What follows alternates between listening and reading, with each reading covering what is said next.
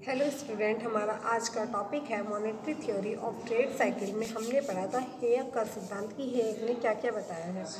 आज हम पढ़ेंगे उसमें क्रिटिसिज्म्स ऑफ थ्योरी, उसकी कुछ पॉइंट्स से रखे उसके बारे में डिस्कस करते हैं। फर्स्ट ऑफ ऑल सबसे पहला पॉइंट है अगेंस्ट जनरल एक्सपीरियंस, सेकंड है equality between saving and investment, third है फुल एम्प्लॉयमेंट, फोर्थ है changes in rate of interest और फिफ्थ है आपका नॉन मॉनेटरी कॉजेस। बात करते हैं अगेंस्ट जनरल एक्सपीरियंस की। क्या होता है ये अगेंस्ट जनरल एक्सपीरियंस? इसको हम साधारण अनुभव के विरुद्ध भी कहा जाता है। हेयक का यह विचार है कि पूंजी वस्तुओं की मांग उपभोक्ता वस्तुओं की मांग के साथ प्रतियोगिता करती है। जो होती है हमारी क्या होती है, कुछ कैपिटल गुड्स होती है और कुछ होती है हमारी कंज्यूमर गुड्स होती हैं। ठीक है, जैसे कि हम इसको दो पार्ट में डिवाइड कर सकते हैं कि एक तो पूंजीगत वस्तु होती है, एक आयगत वस्तु होती है। जो हमारी कैपिटल गुड्स होती हैं वो क्या होती है, लॉन्ग टर्म के लिए हमें उनका बेनिफिट मिलता है।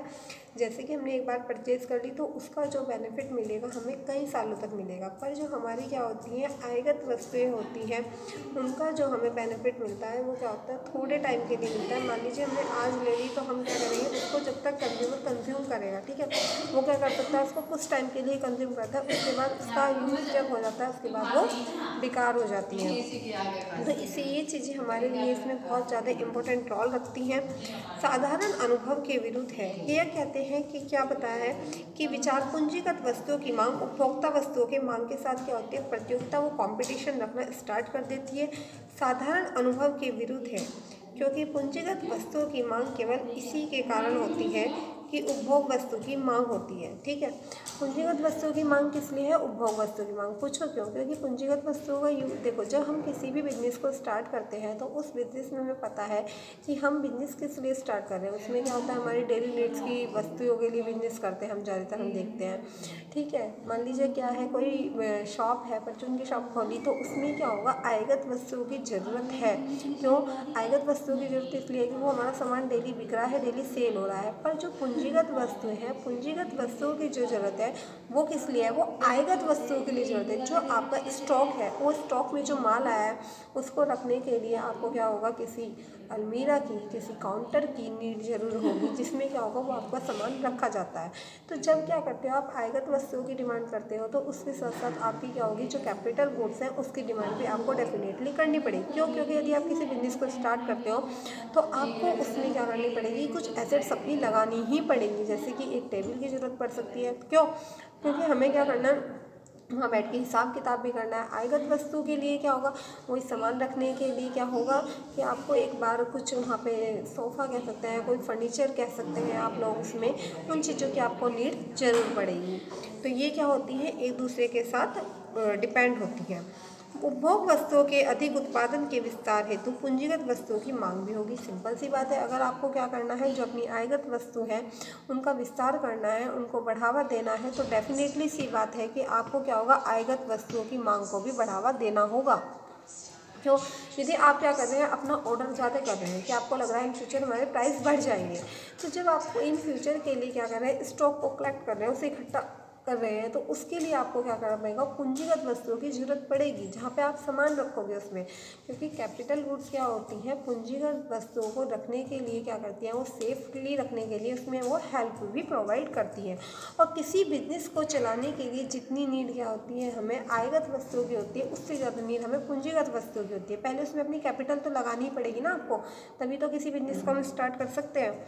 अतः उपभोक्ता वस्तु की मांग से ही पूंजीगत वस्तुओं का जन्म होता है। डेफिनेटली सी बात है क्या कि जब कंज्यूमर क्या करेगा, किसी वस्तु को खरीदने के लिए डिमांड करता है तो उसके साथ साथ क्या होती है, जो आयगत वस्तु होती है पूंजीगत वस्तुओं की डिमांड भी अपने साथ साथ लेके चलती है, कराती है। क्यों? मान लीजिए आपको कोई प्रोडक्ट है, वो प्रोडक्ट आपको सेल करना है, तो उस प्रोडक्ट को सेल करने से पहले जब जो सेल्समैन है वो अपनी शॉप में भी तो उसे कहीं पे रखेगा, तो उसके लिए क्या होगी, उसको एक अलमारी की या किसी भी चीज़ की नीड होगी। तो ये दोनों चीज़ें क्या हैं, एक दूसरे के ऊपर डिपेंड है। अगेंस्ट है जनरल एक्सपीरियंस, इसको हम कहते हैं साधारण अनुभव के विरुद्ध के नाम से भी जाना जाता है। सेकेंड हम बात करते हैं equality between saving and investment की। बचत और विनियोग में क्या होता है, समानता हमें कई बार देखने के लिए मिलती है। हेयक का सिद्धांत इस मान्यता पर आधारित है कि बचत तथा विनियोग साम्य अवस्था में होते हैं। साम्य अवस्था मतलब इक्वल, कि जैसे बचत होगी वैसे ही आपका इन्वेस्टमेंट होगा। सेविंग ज़्यादा है तो इन्वेस्टमेंट ज़्यादा। मान लीजिए आपकी इनकम बढ़ गई, इनकम बढ़ने के साथ साथ क्या हुआ, आप लोगों की, आपको पता है कि खर्चे तो बढ़ते ही हैं, पर आपकी क्या होगा, कई बार खर्चे आपने पहले की तरह एज इट इज़ रखे, तो आपकी क्या होगी, वहाँ पे सेविंग बढ़ चुकी है।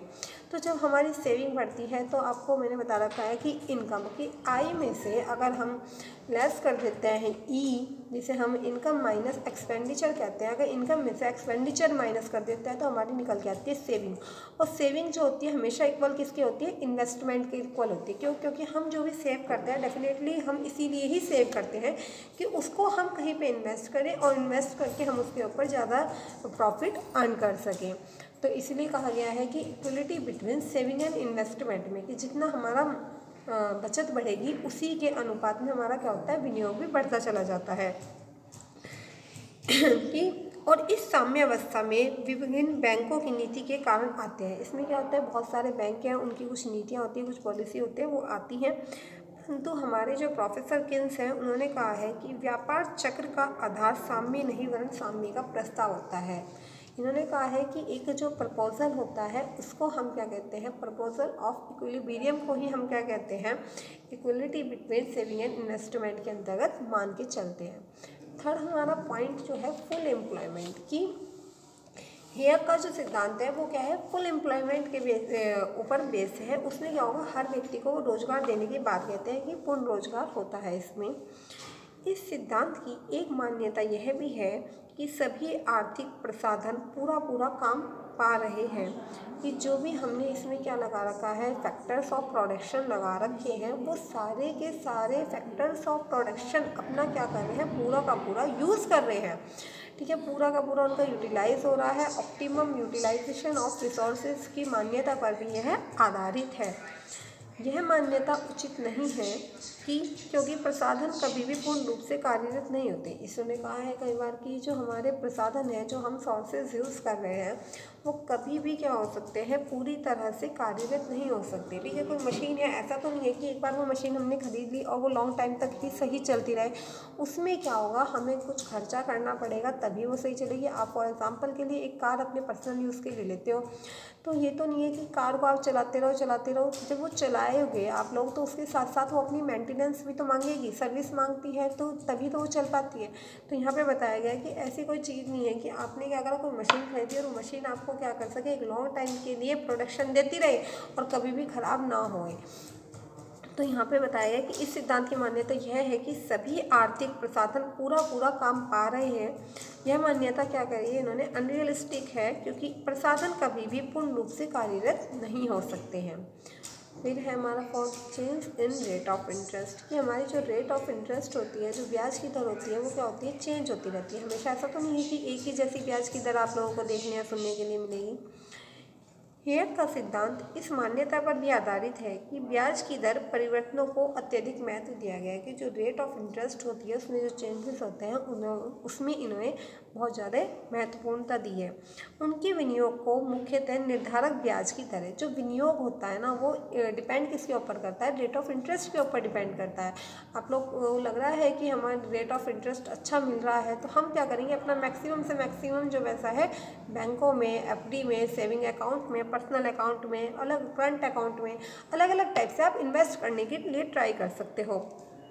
पर यदि आपको लग रहा है कि हमें रेट ऑफ इंटरेस्ट नहीं मिल रही है, तो आप क्या करोगे, उसको कहीं और इन्वेस्ट करोगे जहाँ से आपको ज़्यादा बेनिफिट होए। उसके अनुसार विनियोग का मुख्य निर्धारक क्या है, ब्याज की दर है। सिद्धांत में इस महान सत्य को भुला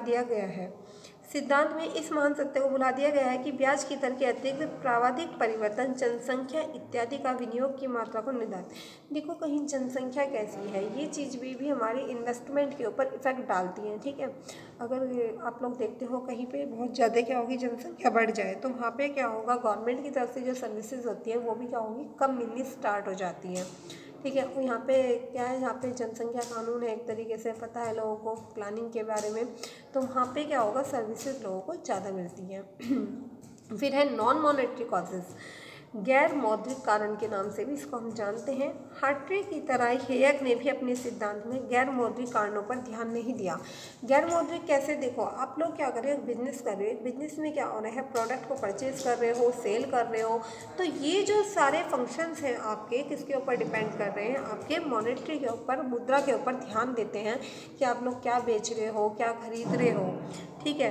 और जो नॉन मॉनेटरी फंक्शन आते हैं वो इकोनॉमिक्स से कभी भी रिलेटेड हो ही नहीं सकते। इकोनॉमिक्स में अगर आप सबसे पहले कोई चीज़ पढ़ी होगी तो इकोनॉमिक्स में यही बताया गया है कि जितने भी हमारे मॉनेटरी से रिलेटेड फंक्शंस होते हैं, वर्क होते हैं, वो सभी क्या होते हैं, इकोनॉमी के अंदर शामिल किए जाते हैं और गैर मौद्रिक नहीं कह सकते। जैसे कि आप लोगों में से क्या है, एक टीचर है, वो क्या कर रहा है, ट्यूशन पढ़ा रहा है, ठीक है, तो उसके द्वारा जो फीस ले रहा है वो क्या है, मौद्रिक है, तो वो इकोनॉमी में शामिल की जाएगी। पर वही टीचर क्या कर रहा है, अपने बच्चे को पढ़ा रहा है, उसके बदले में कोई फीस नहीं ले रहा है, तो उसको हम अर्थव्यवस्था में या बिजनेस में शामिल नहीं करते हैं।